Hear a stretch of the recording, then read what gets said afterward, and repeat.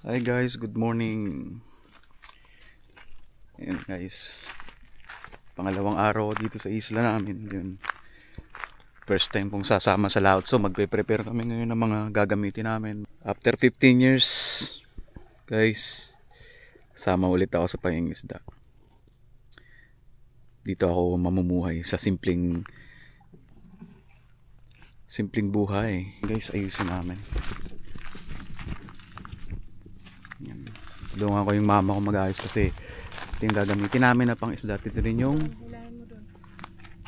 lambat. Ano hila to?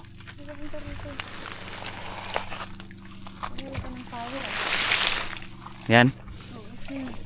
Dito ka. Yan. Uy, magulo ba to? Hindi to magulo. Baka na yan.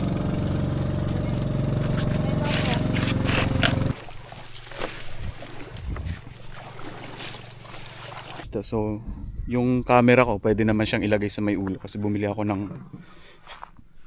head strap para sa ulo. Para pag sinabit mo yung camera mo, pwede ka, may mga magagawa ka pa rin.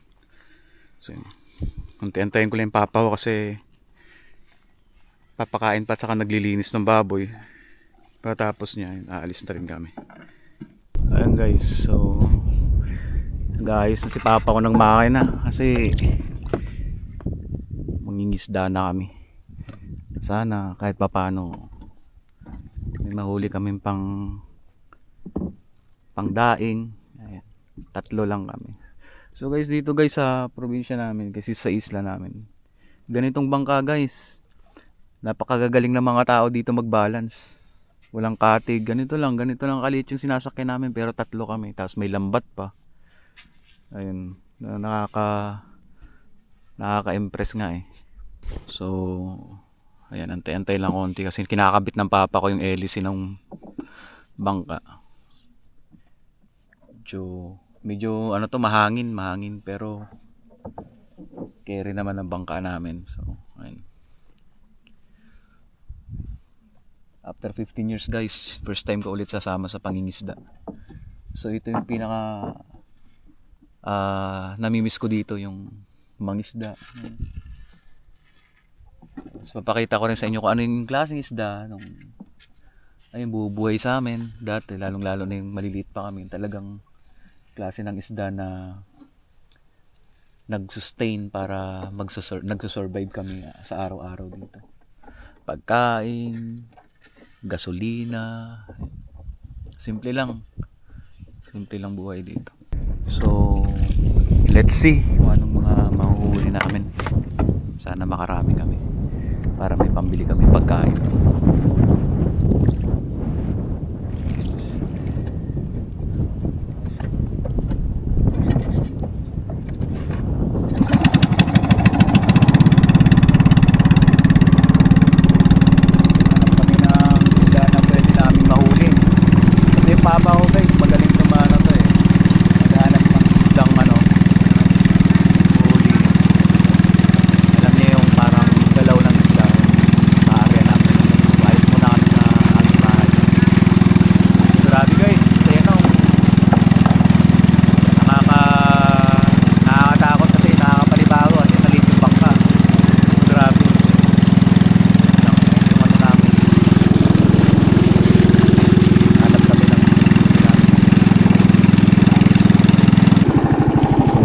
Naghahanap kami ng galaw ng isda sa dagat. So papa ko kasi magaling sa mga ganyan. So ayan guys, tumigil kami saglit kasi may naispatan kami na galaw ng isda. So ariyan na kami guys. Yun guys, ariyan na kami. Sagwan lang ako pa no. So ayun guys, may nakita kami. Uy, nagtatambling pa. Nandiyan banda oh. Ha?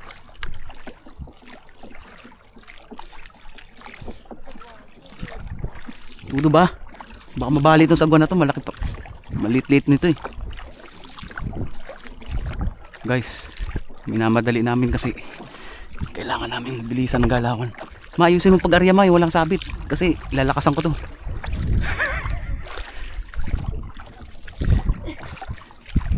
So ayun guys, sige pa.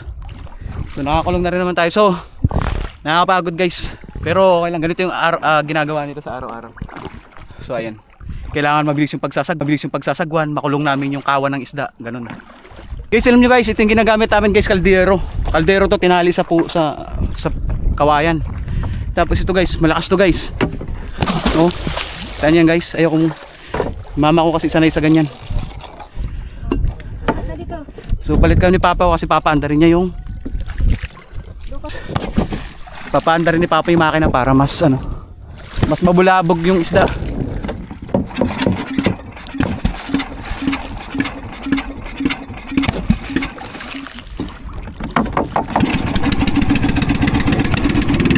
Yan guys, mabubulabog sila ng gusto. So yung mga isda guys, mabanggaan sila.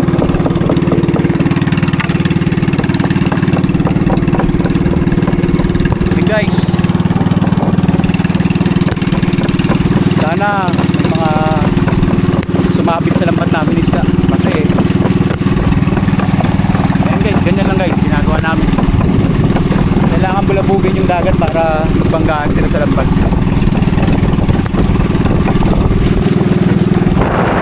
Nakakatuwa tao na nakakapagod na sobra kasi mabigat yung bangka, mahangin. Kailangan sanay ka sa dagat talaga, sanay ka sa nababasa ng alap.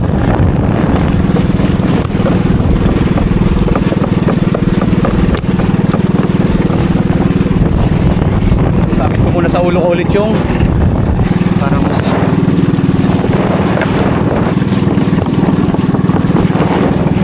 kailangan na yung balabugin. Yun, may tumatalon guys.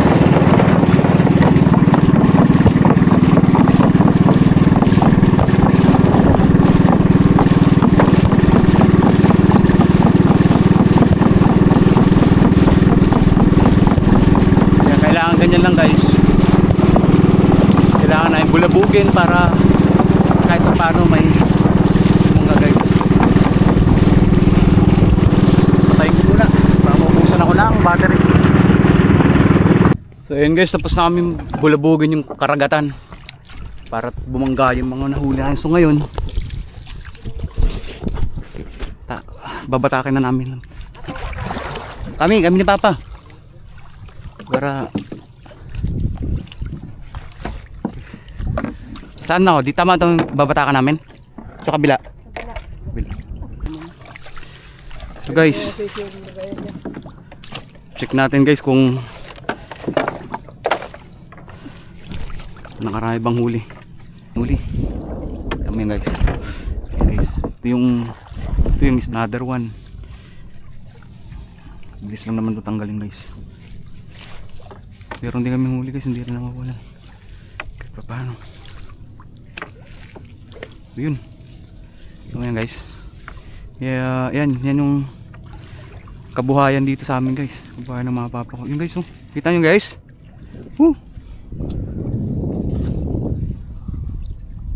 Yan yung ano namin. Hinuhuli namin guys. Tawag yan guys, banak. Kung sa English, muley. Mullet fish. May mga uri yan guys. Ito yung hinuhuli namin guys na banak yung tawagin is hindi na talaga sila lumalaki ng malaki. Ganyan na talaga yung pinakalaki nila. Isang uri naman yan guys, malalaki talaga, agwas ang tawag, agwas.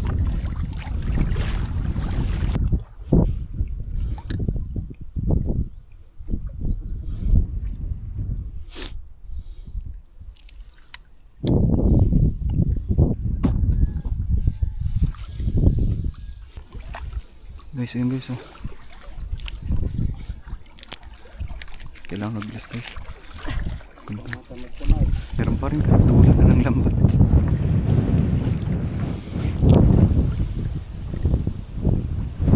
So ayun guys, 2,000 meters na lambat guys, natapos na rin. So sapat lang yung huli namin guys, hindi namin masyadong na puruhan yung kawan.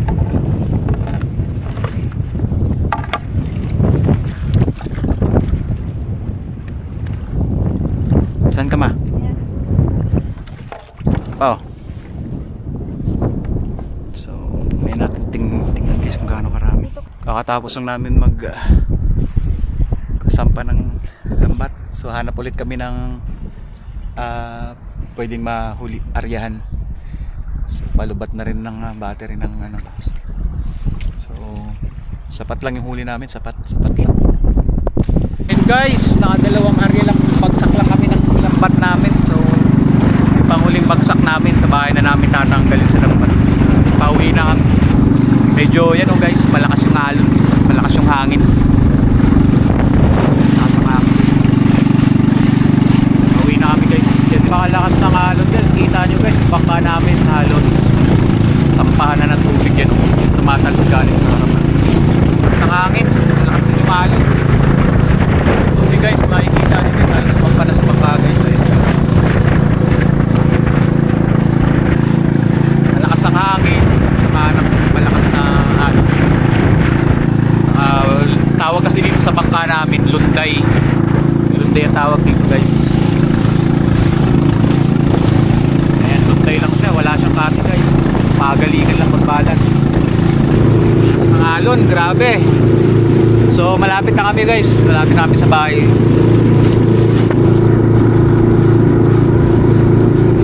Guys, makakauwi na, makakainom na ng tubig. Wala kami dalang tubig.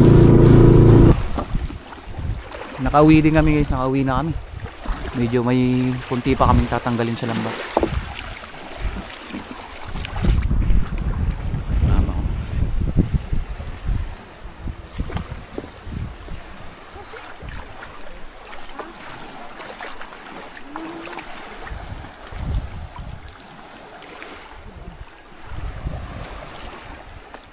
May huli kami yung eel dito guys oh. Sea eel. Malaki. Ayan guys, malaki oh. Kaya nyo guys, kung nahuli, kinain niya yung isda. Malaki yung huli namin guys. Yan, pwede yung ulamin guys kung gusto nyo, pero sa amin dito guys, hindi ko lang alam kung anong gagawin ko dyan. Baka ulamin ko to. Sige, huli namin, nakakala. Dapat mga sa gilid pa. Nakahuli kami ng eel guys. Laki na rin siya. Pag na pa. Sige. Buhay pa guys, you know. Guys.